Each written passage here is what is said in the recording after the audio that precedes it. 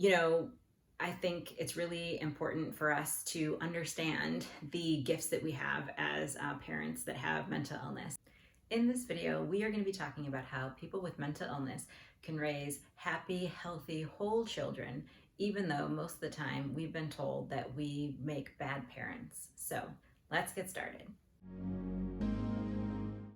If you're like me and you have mental illness, you may have heard from your doctors, your therapists, your psychologists, your psychiatrists, your family members, your friends, and complete strangers, like I have, that you are not a good parent, or if you don't have kids yet, that you wouldn't make a good parent. And I'm here to tell you that that is not true. The reality is that everybody, regardless of whether you have mental illness or not, makes parenting mistakes. And I think that the difference is that most of us with mental illness teach our kids really good mental health. And so I want to talk to you about that today. 8 years ago, when my son was about 9, I had a blog about living with bipolar disorder. And I would talk about kind of, the ups and downs of living with bipolar and my treatment options and how things were going. And one time I wrote a post about what it was like to go through a bout of mania. And then I opened up my email one day to find a comment on that blog post, and I'll read you a little bit of that comment now. Dear Katie, this is a true cry for help if I've ever heard one. This was truly a sad and disturbing post to read. This has been viewed by many of your relatives and it upset many. This is not only hurting you, but also your husband and unfortunately your son. Please, for your sake and for the sake of your family, seek a competent psychiatrist who is very familiar with bipolar disorders. People for years, I had the blog for a few years, have told me that I was a bad parent. And, doctors had told my husband to divorce me and leave me. And so it wasn't uncommon. It probably bothered me a little bit more because it was from an anonymous family member, but such is life, they care. So they're just doing what they think is right. But I do know what it feels like to be told consistently that you are a bad parent. Now, on the other hand, my husband always told me that I wasn't a bad parent, and that there were a lot of great things about me and about the way that I parented our son. And those did come in part because I had mental illness. Now, the interesting thing about when that blog post was written, and when that comment was written, I had already been in treatment for over 15 years.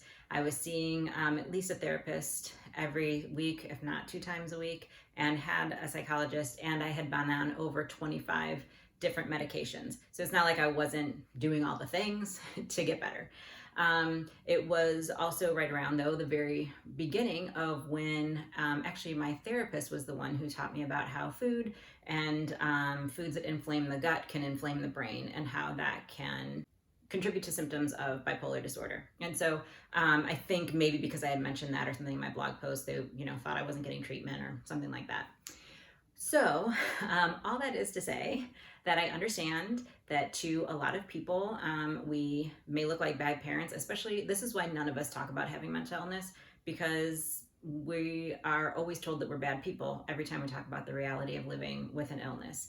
And, I had written that blog and started that blog as a way to help be an advocate for other people that had mental illness and raise awareness.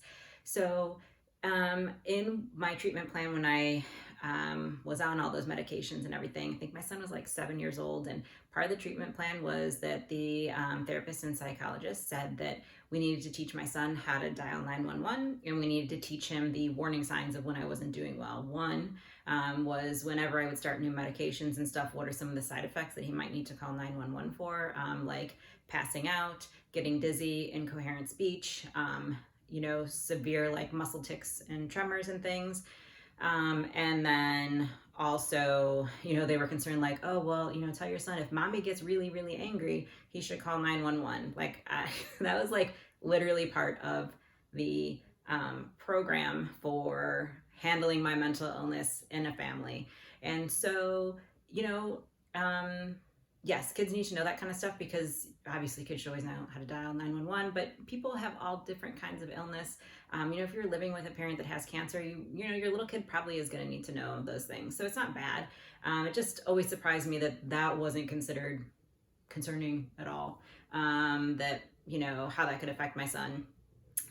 So anyways, As I learned more about the myriad of different ways to treat my mental illness and the things that go into brain health and helping our brain work better and or worse, I, was able to, my son's 17 now, and the things that we have talked about are really how traumatic that was for him to be told all of that stuff by the doctors. He developed an extreme anxiety and fear around me dying and would have constant nightmares around that.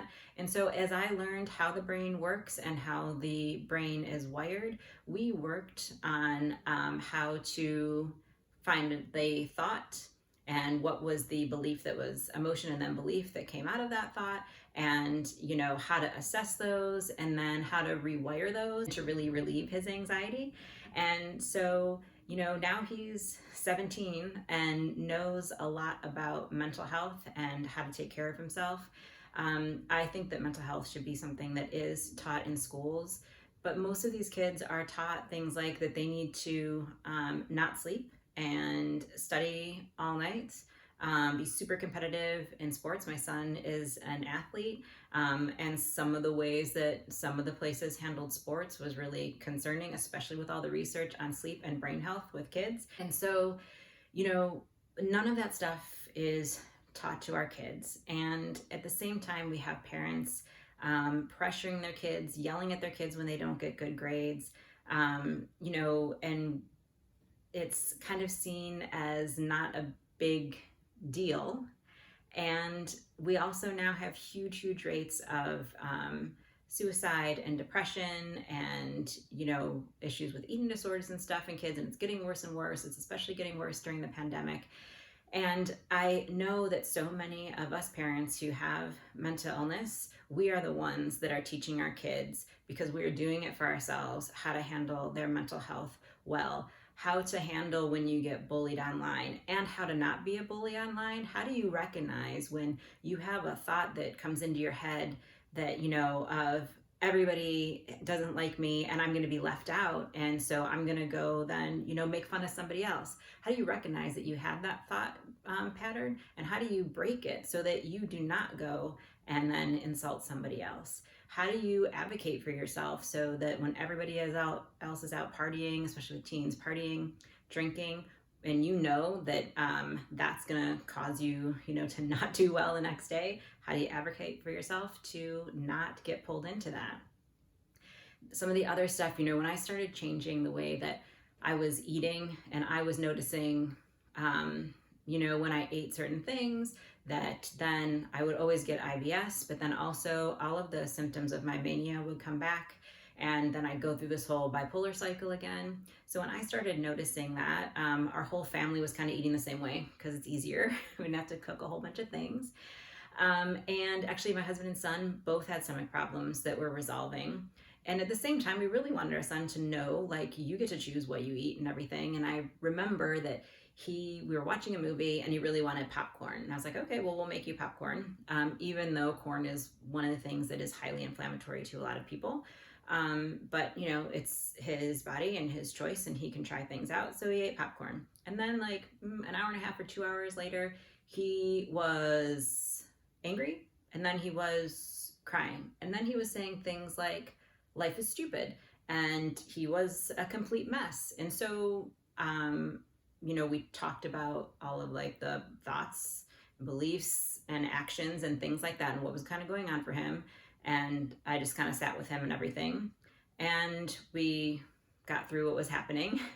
And then, a few weeks later, we were watching a movie and he wanted popcorn again. So he eats popcorn again. Like I assumed the popcorn didn't do well with his brain, but I also wanted him to be able to make those connections himself, and not make assumptions.